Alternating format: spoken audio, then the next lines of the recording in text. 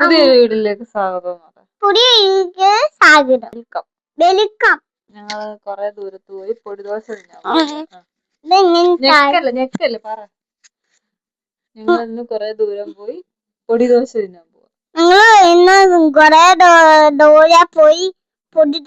തിന്നാൻ പോവാ.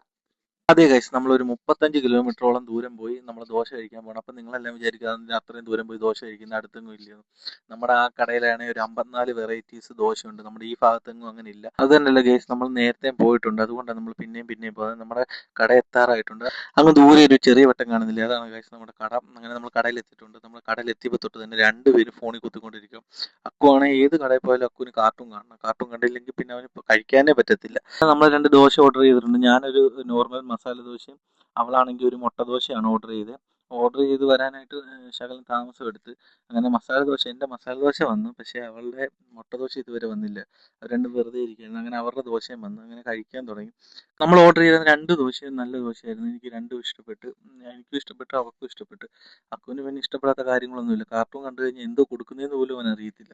അങ്ങനെ കഴിച്ചുകൊണ്ടിരിക്കുന്നതിൻ്റെ ഇടയ്ക്ക് ഞാൻ അവളുടെ മുട്ട ദോശ ഒന്ന് ടേസ്റ്റ് ചെയ്യാൻ പോയത്. നിങ്ങൾ തന്നെ കണ്ടോ, ഞാൻ തന്നെ ടേസ്റ്റ് ചെയ്യുമ്പോഴത്തേക്ക് പുള്ളിയുടെ റിയാക്ഷൻ മാറിയത്.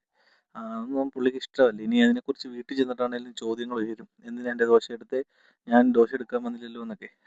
അക്കുവിനെ നമുക്ക് ശകലം ദോശ വായി വെച്ച് കൊടുക്കാമല്ലോ എന്ന് തോന്നി. ഞാൻ അക്കുവിന് അങ്ങനെ വായിലോട്ട് ശകലം ദോശ വെച്ച് കൊടുക്കുക. അക്കുവിന് ദോശ കൊടുത്ത് കണ്ടുകൊണ്ട് അവള് ദേഷ്യപ്പെട്ടിരിക്കുന്നു, എനിക്ക് തന്നില്ലല്ലോ. അങ്ങനെ ഞാൻ ആ വീഡിയോയ്ക്ക് വേണ്ടി മാത്രം ഞാൻ അവൾക്കും വാരി കൊടുത്ത് സന്തോഷിച്ചിരിക്കുന്നു. പെട്ടെന്ന് അവിടെ പ്ലേറ്റ് കാലിയായി. അങ്ങനെ ഞങ്ങൾ രണ്ടിനെയും മസാല ദോശ ചേർന്നു. അങ്ങനെ അടുത്തതായിട്ട് ഞങ്ങൾ ഒരു ബീഫ് ദോശ ഓർഡർ ചെയ്തു. അത് ഞങ്ങൾ രണ്ടുപേരുള്ളതുകൊണ്ട് മുറിച്ച് ഞങ്ങൾക്ക് 2 ഹാഫാക്കി കൊണ്ട് തന്നു. അടിപൊളിയായിരുന്നു. അകത്ത് നിറച്ച് ബീഫ് ഉണ്ടായിരുന്നു, ഒത്തിരി ബീഫ് ഉണ്ടായിരുന്നു. നമ്മൾ ഈ കടയ്ക്ക് ഒരു പ്രമോഷൻ കൊടുക്കുന്നില്ല, നമ്മൾ തിന്നുന്ന കാര്യം നല്ലതായതുകൊണ്ട് മാത്രം പറയുന്നത്. എന്തൊക്കെ ആദ്യമേ കഴിച്ചു കഴിയുന്നത് ഞാനായിരുന്നു. ഇപ്പം നേരെ തിരിച്ചായി. പ്രസവത്തിന് മുമ്പേ ഒരു ബിരിയാണി കൊണ്ട് കൊടുത്ത പകുതി കഴിച്ചിട്ട് പകുതി എനിക്ക് കിട്ടുമായിരുന്നു. ഇപ്പോഴാണ് ഞാൻ പകുതി കഴിച്ചിട്ട് പകുതി അവൾക്ക് കൊടുക്കേണ്ട അവസ്ഥയാണ്. ഇപ്പോഴൊക്കെയാണ് ആദ്യമേ കഴിച്ചു തീരുന്നത് അവളാണ്. എന്ത് പറ്റിയതായിരിക്കും, കാലാവസ്ഥയുടെ വ്യതിയാനം കൊണ്ട് വല്ലതും ആയിരിക്കും. അപ്പം നമ്മൾ ഇത്രയും നേരം ഇരുന്ന കട ഇതാണ്. കട അറിയാവുന്നവർ പോയി കഴിക്കുക. ഞാൻ ലൊക്കേഷനൊന്നും പറഞ്ഞു തരുന്നില്ല. അവിടെ തിരിച്ചു വരുന്ന വഴി കണ്ട അക്കു കിടന്നങ്ങ് ഉറങ്ങിപ്പോയി. അഭിനയമാണ് ഗൈസ്, ഇതെല്ലാം അഭിനയമാണ്. അപ്പോൾ അടുത്ത വീഡിയോയിൽ കാണാം. Good bye.